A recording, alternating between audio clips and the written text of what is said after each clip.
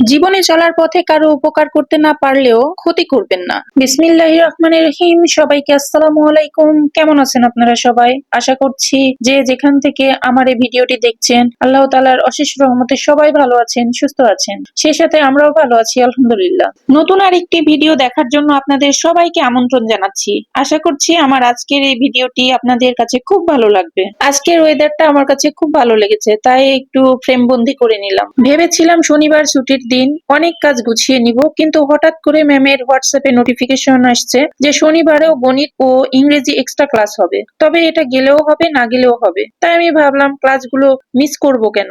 সামনে যেহেতু বার্ষিক পরীক্ষা, তাই সকালে নাস্তা সেরে মেয়েকে নিয়ে স্কুলে দিয়ে আসার সময় বাজার করে বাসায় ফিরে ড্রেস চেঞ্জ না করে সংসারের বাকি কাজগুলো করতে শুরু করে দিলাম। যেহেতু মেয়েকে স্কুল ছুটি হলে আবার আনতে যেতে হবে, তাই ভাবলাম ড্রেস চেঞ্জ করে আর কি করব।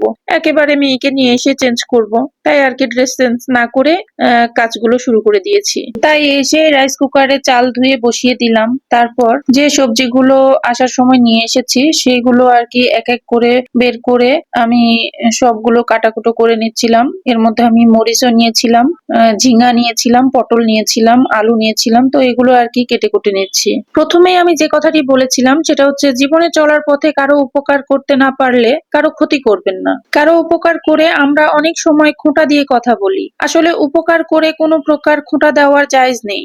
যদি উপকার করার পর খোঁটা দেওয়াই হয় তাহলে সেটা গুনাহের কাজ হবে। খেয়াল করে দেখবেন বেশ কিছু মানুষ আছে তারা উপকার করে আবার সেই উপকারকে খোঁটা হিসেবে ব্যবহার করে। কেউ যদি আপনাকে কষ্ট দেয় তার মানে আপনিও তাকে কষ্ট দিবেন, এটা তো কোনো কথা হতে পারে না, তাই না? তাহলে আপনার ও ওনার মধ্যে পার্থক্য কি থাকলো? আপনার দ্বারা কেউ উপকৃত হলে হোক না, তাতে দোষের তো কিছু নেই, বরং নিজের গর্বিত হওয়া উচিত যে আপনার জন্য কারো উপকার হচ্ছে। তাই আমরা অন্যের উপকার করে কখনোই খোঁটা দিয়ে কথা বলবো না। আমাদের প্রত্যেকেরই খেয়াল রাখতে হবে যে জীবনে চলার পথে কারো কোনো উপকার করতে না পারলেও আমার বা আপনার দ্বারা যেন কারো কোনো প্রকার ক্ষতি না হয়। এই তো দেখতে দেখতে আমার সব সবজি কাটা শেষ হয়ে গিয়েছে এবং সেই সবজি রান্নার জন্য যেটুকু প্রয়োজন পেঁয়াজগুলো কুচি করে কেটে নিচ্ছি। এরপরে আমি মরিচ নিয়ে এসেছিলাম, সেই মরিচগুলো বোটা ছাড়িয়ে রাখলে দেখা যাচ্ছে বেশ কিছুদিন সংরক্ষণ করে রাখা যায় ফ্রিজে। এই জন্য ভাবলাম যে মরিচগুলো এভাবে না রেখে বোটা খুলে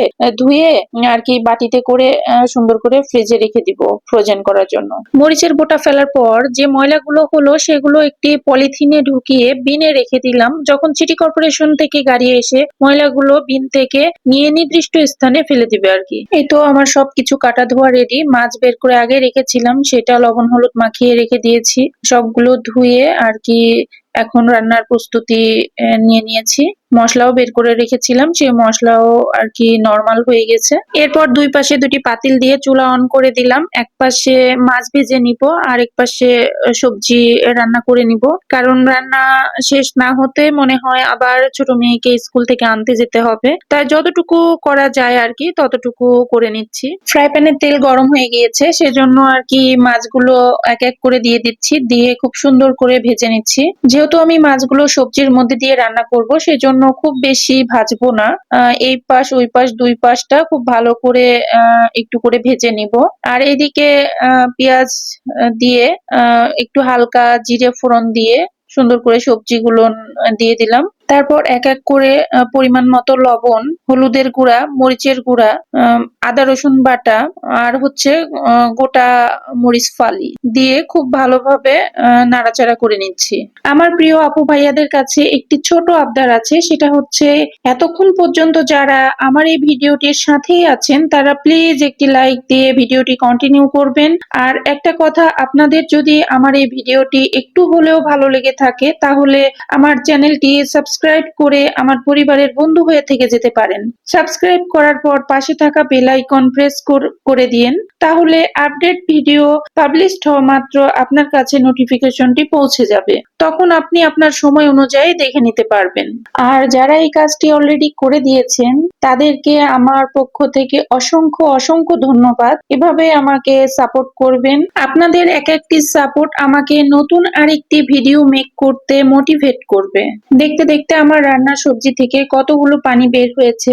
যেহেতু পটল ঝিঙা রান্না করছি, আর এই পটল ঝিঙা থেকে বেশ পানি বের হয়, সেজন্য আলাদা করে পানি দিয়ে কষাতে হয় না, সবজির পানি দিয়ে সবজি কষানো প্লাস সিদ্ধ হয়ে যায়। আমার রান্না শেষ না হতে ছোট মেয়ের স্কুলের ছুটির সময় হয়ে গেছে, তাই চুলাটা লো হিটে রেখে আমি ছোট মেয়েকে আনতে চলে গেলাম। মেয়েকে স্কুল থেকে নিয়ে আসার পর দেখি রান্নাটা হয়ে গিয়েছে। আমি কখনো চুলা অন রেখে বাইরে যাই না, যেহেতু আজকে বড় মেয়ে বাসায় ছিল, সেজন্য আর কি তাকে দেখতে বলে আমি চুলা লো হিটে রেখে ছোট মেয়েকে আনতে গেছিলাম। এসে দেখি ব্যাস আমার রান্নাটা কমপ্লিট হয়ে গিয়েছে।